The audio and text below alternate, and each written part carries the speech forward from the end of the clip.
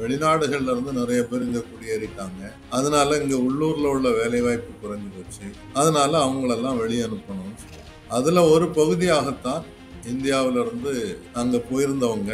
America சொல்றது என்னன்னாக்கி அவங்க முறையாக குடியுரிமை பெற்றவர்கள் அல்ல. அதனால அவங்கள திருப்பி அனுப்புறோம்னு சொல்லி இப்போ நிறைய பேர் அனுப்புறதா சொல்லியிருக்காங்க. ஏற்கனவே ஒரு 1593 பேர் அனுப்பிட்டாங்க.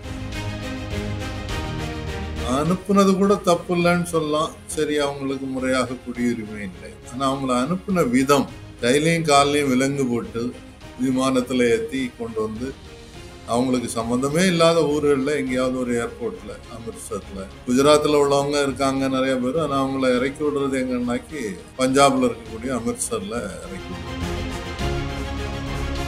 எங்க நாட்டுல இருந்து போனவங்க கரெக்ட். அவங்கள திருப்பி அனுப்பும்போது அவங்கள ஒரு மரியாதையோட திருப்பி அனுப்பணும். அவங்க கொலை குற்றவாளிகள் அல்ல அப்படின்னு சொல்லி அவங்க விமானத்தை அனுப்பி அந்த ஆட்களை கூட்டிட்டு வந்தாங்க. இந்தியா அதை செய்ய தவறிவிட்டதுன்றத வருத்தத்தோட பார்க்கணும். இல்ல, அடிப்படையா நம்ம பார்க்க வேண்டியது என்னன்னு சொன்னாக்கி, அமெரிக்காவில் உண்மையிலேயே மக்களாக இருந்தவர்கள்னாக்கி செவிந்தியர்கள். அவங்கள நிறைய பேரை கொலை செய்து விரட்டி வெளிநாடுகள்ல இருந்து போய் குடியேறி, குறிப்பாக பிரிட்டன்ல இருந்து போய் குடியேறினவங்க, இந்த மாதிரி அங்க குடிபுகுந்தவங்க தான் இன்னைக்கு அமெரிக்காவில் இருக்கிறாங்க. ஸோ அப்படி இருக்கும்போது நீங்க வெளியில இருந்து ஆட்கள் வரக்கூடாதுன்னு சொல்றது தவறு. ஸோ அந்த இன உணர்வு என்பதும் இன்னைக்கு அதிகரித்து வருகிறது. வெள்ளையர்கள் அல்லாதவர்கள் என்ற இன உணர்வு என்பதும் அதிகமாயிட்டு இருக்கிறதுன்றது ஓரளவுக்கு உண்மை.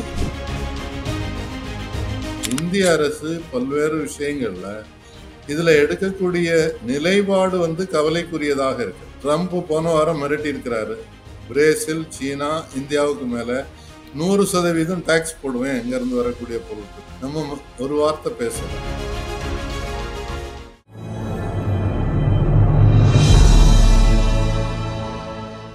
தமிழ் நியூஸ் நேயர்களுக்கு அன்பு வணக்கங்கள். இன்றைய நேர்காணல் நிகழ்ச்சியில் நம்மோடு இணைந்திருப்பது அரசியல் விமர்சகர் திரு தாமஸ் பிராங்கோ சார். சார் வணக்கம் சார். வணக்கம். ஓகே சார், கடந்த காலமாக பார்த்தீங்கன்னா அமெரிக்காவில் இந்தியர்களை நாடு கடத்தல் பண்ணுறாங்க. இதுக்கு என்ன சார் காரணம்? புதிய அதிபராக டொனால்ட் ட்ரம்ப் தேர்ந்தெடுக்கப்பட்ட பிறகு அவர் ஏற்கனவே தேர்தலிலேயே சொல்லியிருந்தாரு, நம்ம அமெரிக்காவுக்கு ஆபத்தே வெளிநாட்டில இருந்து நிறைய பேர் இங்க குடியேறி இருக்கிறதான். அவருக்கு பின்புலமாக ஆதரவு கொடுக்கக்கூடிய ஒரு அமைப்பு அங்க இருக்குது. மாகான்னு சொல்றாங்க, மேக் அமெரிக்கா கிரேட் அகெயின் அப்படின்னு சொல்லி. அப்போ அவங்களே ஒத்துக்கிடுறாங்க அமெரிக்கா கிரேட் இல்லைன்றத. திருப்பியும் நாங்க அமெரிக்காவை பெரிய உலக சாதனையாளராக, பணக்காரராக்குவோம்னு சொல்லியிருக்காங்க. அவங்க தொடர்ந்து சொல்றது என்னன்னு சொன்னா, வெளிநாடுகள்ல இருந்து நிறைய பேர் இங்க குடியேறிட்டாங்க. அதனால இங்க உள்ளூர்ல உள்ள வேலைவாய்ப்பு குறைஞ்சு போச்சு. அதனால அவங்களெல்லாம் வெளியே அனுப்பணும்னு சொல்றாங்க. அதுல ஒரு பகுதியாகத்தான் இந்தியாவில இருந்து அங்க போயிருந்தவங்க. அமெரிக்கா சொல்றது என்னன்னாக்கி அவங்க முறையாக குடியுரிமை பெற்றவர்கள் அல்ல. அதனால அவங்கள திருப்பி அனுப்புறோம்னு சொல்லி இப்போ நிறைய பேர் அனுப்புறதா சொல்லியிருக்காங்க. ஏற்கனவே ஒரு 1593 பேர் அனுப்பிட்டாங்க. அனுப்புனது கூட தப்பு இல்லைன்னு சொல்லலாம். சரி, அவங்களுக்கு முறையாக குடியுரிமை இல்லை. ஆனா அவங்கள அனுப்புன விதம், கையிலையும் காலையும் விலங்கு போட்டு விமானத்துல ஏத்தி கொண்டு வந்து அவங்களுக்கு சம்பந்தமே இல்லாத ஊர்கள்ல எங்கேயாவது ஒரு ஏர்போர்ட்ல, அமிர்தசர்ல, குஜராத்ல உள்ளவங்க இருக்காங்க நிறைய பேர். ஆனா அவங்கள இறக்கி விடுறது எங்கன்னாக்கி பஞ்சாப்ல இருக்கக்கூடிய அமிர்தசர்ல இறக்கி விட்டுட்டு போறாங்க.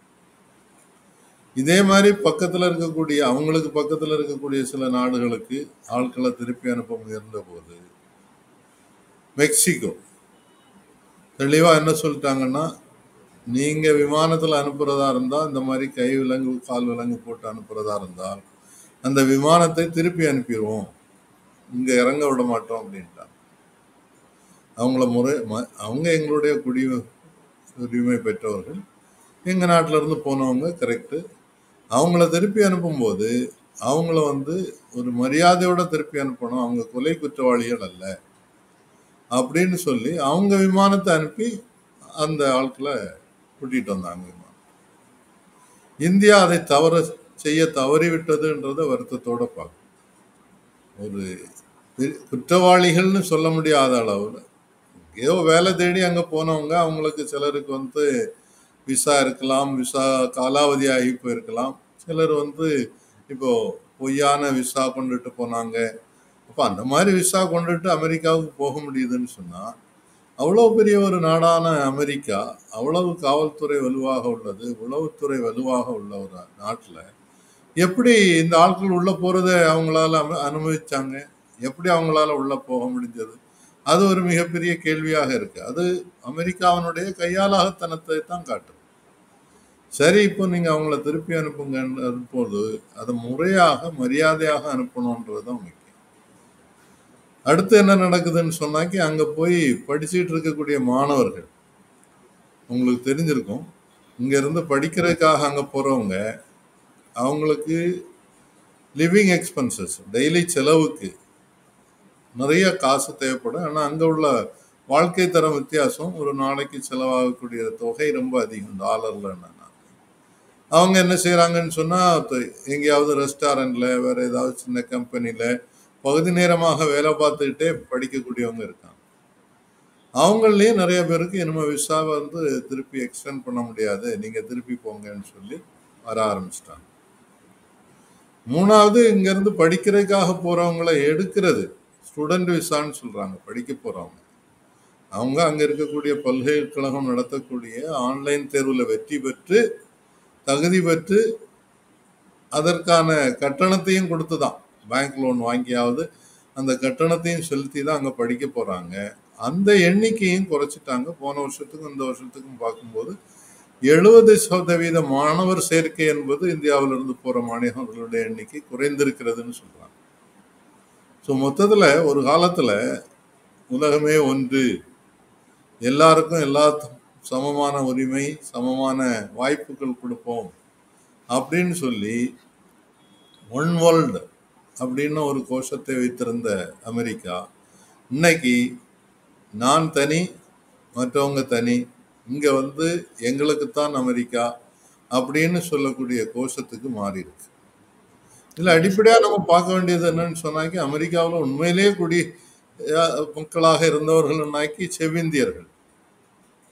அவங்கள நிறைய பேரை கொலை செய்து விரட்டி வெளிநாடுகள்ல இருந்து போய் குடியேறி, குறிப்பாக பிரிட்டன்ல இருந்து போய் குடியேறினவங்க, இந்த மாதிரி அங்க குடிபுகுந்தவங்க தான் இன்னைக்கு அமெரிக்காவில் இருக்கிறாங்க. ஸோ அப்படி இருக்கும்போது நீங்க வந்து வெளியில இருந்து ஆட்கள் வரக்கூடாதுன்னு சொல்றது தவறு ஒரு பக்கம். ரெண்டாவது, அந்த மாதிரி ஆட்கள் வரலன்னு சொன்னா அங்க என்ன ஆகும்னு சொன்னா, குறுகிய காலத்துல அமெரிக்காவினுடைய ஆராய்ச்சி துறை கடுமையாக பாதிக்கும், தொழில்துறை கடுமையாக பாதிக்கும். உதாரணத்துக்கு உங்களுக்கு தெரியும், கூகுள்ல இங்க இருந்து போன சுந்தர் பிச்சை தான் அங்க இருக்கக்கூடிய தலைவர். மைக்ரோசாப்ட்ல சத்யா நடலான்னு ஒருத்தர் இருந்தார். இப்போ இன்னொருத்தர் தேர்ந்தெடுக்கப்பட்டிருக்கிறார், அவரும் இந்திய வம்சாவளியை சார்ந்தவர். அதே மாதிரி அங்க இருக்கக்கூடிய சிலிகான் வேலின்னு சொல்லக்கூடிய ஆய்வுகள் நிறைய நடத்தக்கூடிய பகுதி, அதாவது கம்ப்யூட்டர் ரிலேட்டட், இப்போ இன்னைக்கு ஆர்டிஃபிஷியல் இன்டெலிஜென்ஸ், செயற்கை நுண்ணறிவு ரொம்ப முன்னேறி வந்துட்டு இருக்கு. இதுல எல்லாம் பணியில் ஈடுபட்டிருப்பவர்கள் பெரும்பாலும் இந்தியர்கள், கடினமான உழைப்பாளிகள், கடுமையாக படித்தவர்கள். அவங்களையும் நீங்க வெளியே அனுப்ப ஆரம்பிச்சுட்டீங்கன்னு சொன்னா அமெரிக்கா பாதிக்கப்படும் என்பதை ட்ரம்ப் புரிந்து கொள்ளாமல் செயல்படுகிறார் என்பதுதான் என்னுடைய கருத்து. Okay sir.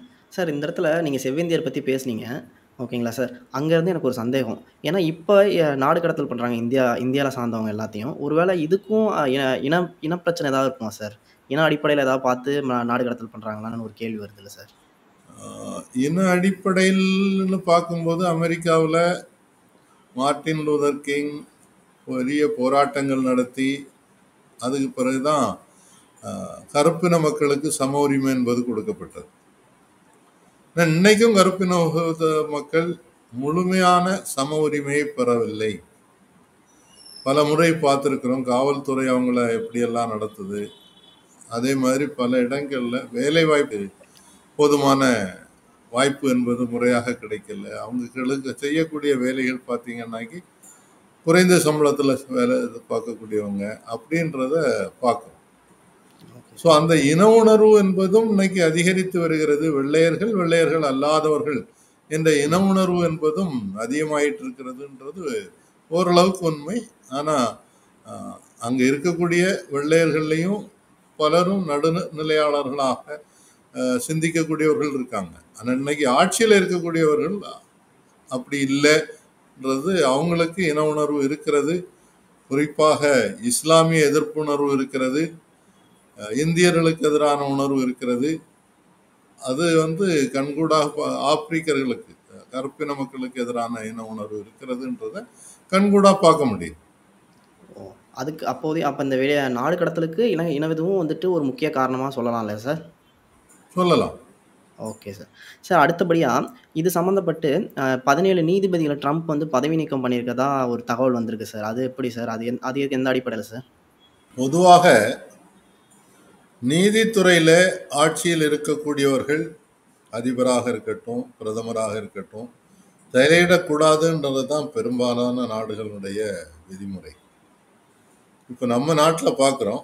இந்த வர்மான்னு ஒரு ஜட்ஜு டெல்லியில் இருந்தார்.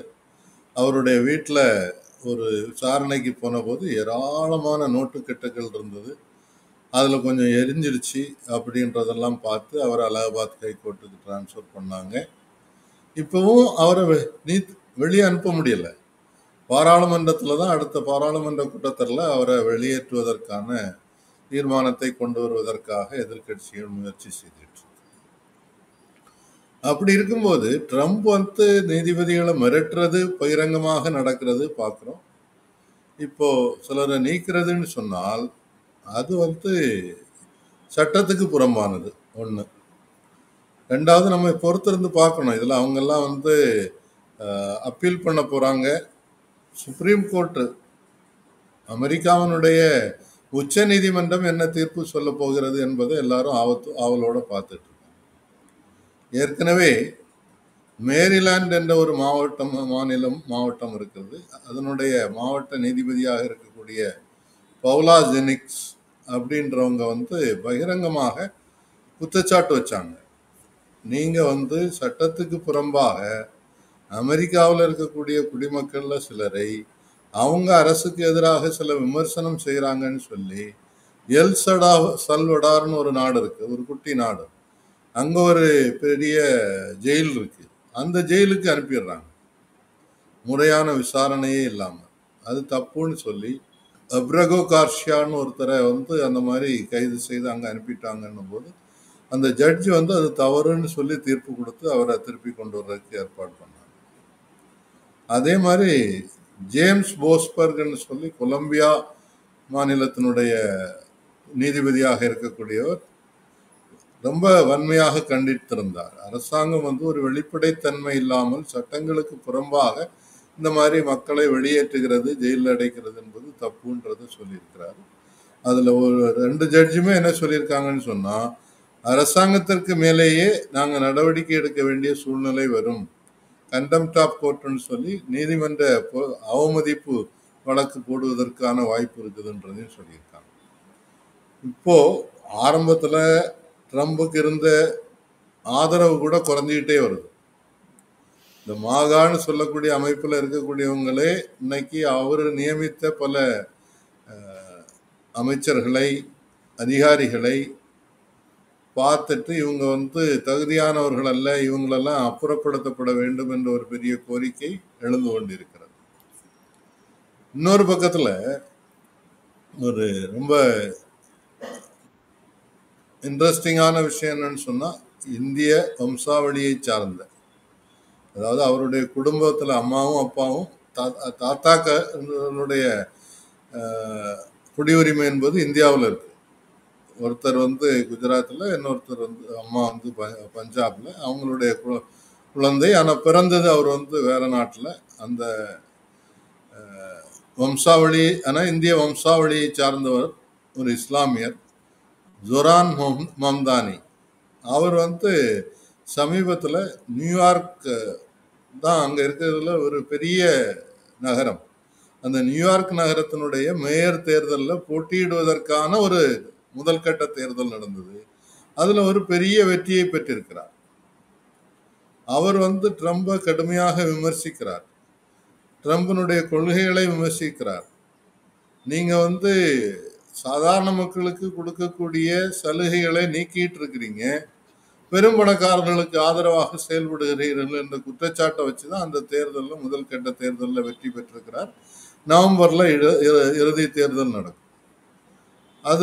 அந்த தேர்தல் முதல் கட்ட தேர்தல் முடிவு தெரிஞ்ச உடனே இவர் என்ன சொல்றாரு, டொனால்ட் ட்ரம்ப் அவன் ஒரு கம்யூனிஸ்ட், தேச விரோதி, அவனை போய் இங்க மக்கள் தவறுதலாக தேர்ந்தெடுத்திருக்கிறார்கள், அவன் கடைசியாக வெற்றி பெற்றால் கூட என்னை சார்ந்துதான் இருக்கணும், நான் நிதியை கொடுக்காம கட்டுப்படுத்துவேன்னு சொல்றேன்.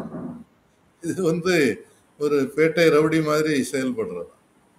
அப்போ மம்தானி என்ன சொல்றாருன்னு சொன்னா, பெரும்பான்மை மக்கள் எனக்கு ஆதரவாக இருக்கும்போது அரசு நான் சொல்றதை கேட்கணும், மேயருக்குன்னு பல உரிமைகள் இருக்குது, அந்த அடிப்படையில நான் இஸ்ரேலுடைய அதிபர் பெஞ்சமின் நெத்தாயு அமெரிக்காவில் நியூயார்க் நகரத்துக்குள்ள வந்தால் நான் மேயரா இருக்கும்போது அவரை கைது செய்வேன்னு சொல்லியிருக்கேன். ஏன்னா அவர் ஏற்கனவே இன்டர்நேஷனல் கோர்ட் ஆஃப் ஜஸ்டிஸ்ல அவர் ஒரு போர் குற்றவாளின்னு சொல்லி ஏற்கனவே நீதிமன்றம் தீர்ப்பு கொடுத்துருச்சு. அதுல அப்பீலுக்கு போனாங்க, அந்த அப்பீல் ஏற்றுக்கொள்ளப்படவில்லை. ஸோ அந்த அடிப்படையில் அவருக்கு மேல அரெஸ்ட் வாரண்டே இருக்குது, இங்க நான் கைது செய்வேன்னு சொல்லியிருக்கிறார். அது அவர் சட்டப்படி செய்யறது. ஆனா ட்ரம்ப் செய்யறது சட்டப்படி நடக்கல. பல விஷயங்கள்ல அவர் எடுக்கக்கூடிய முடிவுகள் எல்லாம் சட்டத்துக்கு புறமாக இருக்கிறது, அரசியல் சாசனத்திற்கு எதிராக செயல்படுகிறார் என்ற ஒரு மிகப்பெரிய குற்றச்சாட்டு அங்க வலுவாக இழந்திருக்கிறது. ட்ரம்புக்கு எதிராக நியூயார்க் உட்பட வாஷிங்டன் உட்பட பல்வேறு நகரங்களில் மிகப்பெரிய ஆர்ப்பாட்டங்கள் நடந்து கொண்டிருக்கிறதுன்றது நம்ம டிவியில சோசியல் மீடியாவில் கண்கூடாக பார்க்க முடிகிறது. அதனால அங்க ட்ரம்ப் அவர் நினைச்சதெல்லாம் கடைசி வரை செய்ய முடியும், நீதிபதிகள் எல்லாம் நீக்கிட்டீங்கன்னா அப்புறம் என்னது இருக்கு உங்களுக்கு? சட்டத்தை கட்டுப்படுத்துறதுக்கு, சட்டத்தை அமுல்படுத்துறதுக்கு தான் நீதிமன்றம் இருக்கு. அந்த நீதிமன்றத்தில் இருக்கிறவங்களுக்கே அவங்களுடைய உரிமைகள் பறிக்கப்பட்டால் அப்போ சாதாரண குடிமகனுடைய உரிமைகள் எப்படி பறிக்கப்படாமல் இருக்கும் என்ற ஒரு மிகப்பெரிய கேள்வி எழுது இல்லை. அதுதான் பிரச்சனை. சார், நிகழ்ச்சியோட நிறைவு பகுதிக்கு வந்திருக்கோம் சார். அமெரிக்க அரசியல் சார்ந்தும் அமெரிக்கா வாழ் இந்தியர்கள் பற்றியும் அவங்க நாடு கடத்தல் பட்டப்பட்டதையும், அடுத்தபடியாக பார்த்தீங்கன்னா மாணவர்கள் அங்கே இருக்க மாணவர்கள் எவ்வளோ துயரத்தை அனுபவிக்கிறாங்க அப்படிங்கிறத பற்றியும் ரொம்ப தெளிவாக சொன்னீங்க. நன்றி சார். ஒரே ஒரு கருத்து சொல்லி முடிச்சிடுறேன். இந்திய அரசு பல்வேறு விஷயங்கள்ல இதுல எடுக்கக்கூடிய நிலைப்பாடு கவலைக்குரியதாக இருக்கு. ட்ரம்ப் போன வாரம் மிரட்டி இருக்கிறாரு, பிரேசில், சீனா, இந்தியாவுக்கு மேல 100% டாக்ஸ் போடுவேன் எங்க இருந்து வரக்கூடிய பொருட்களுக்கு. நம்ம ஒரு வார்த்தை பேசல. இந்த காசாவில் இஸ்ரேல் பாலஸ்தீனர்களுக்கு எதிராக செய்து கொண்டிருக்கக்கூடிய இனப்படுகொலை, சராசரி டெய்லி 50 பேரை சாப்பாட்டுக்காக வரிசையில நிக்கிறவங்கள சுட்டுக் கொள்றான், குழந்தைகளை சுட்டுக் கொள்றான், மருத்துவர்களை, செவிலியர்களை சுட்டுக் கொள்றான். அது இவ்வளவு பெரிய இனப்படுகொலை. அதுக்கு எதிராக ஐக்கிய நாடுகள் ஸ்தாபனத்துல கொண்டு வந்த ஒரு தீர்மானத்துல இந்தியா அமெரிக்காவுக்கு எதிராக ஓட்டு போட மறுத்து விட்டது. இந்தியா ஒரு காலத்துல அணிசேரா நாடுகளின் கூட்டமைப்பினுடைய தலைவராக இருந்து, அப்போ ரஷ்யாவும் அமெரிக்காவும் தான் பெரிய வல்லரசுகளாக இருந்தாங்க. அவங்க 2 பேருக்கும் உள்ள மோதல்கள் வரும்போது கூட மற்ற நாடுகளை அது பாதிக்காத அளவுக்கு அணிசேரா நாடுகள் கூட்டமைப்பினுடைய தலைவராக சிறப்பாக செயல்பட்டு கொண்டிருந்த ஒரு இந்தியா இன்றைக்கு அமெரிக்காவை பார்த்து அடிபணிந்து போகக்கூடிய சூழ்நிலையை கண்கூடாக பார்க்கிறோம். அதுக்கு ரொம்ப கவலைக்குரியதாக இருக்கிறதுன்றதையும் நாம தெரிஞ்சுக்கணும். நன்றி. நமது இ-தமிழ் நியூஸ் சேனலில் உங்களது பொருட்களை வெறும் 500 ரூபாயில் விளம்பரம் செய்ய வேண்டுமா? தொடர்புக்கு 7806942275 தொடர்பு கொள்ளுங்கள்.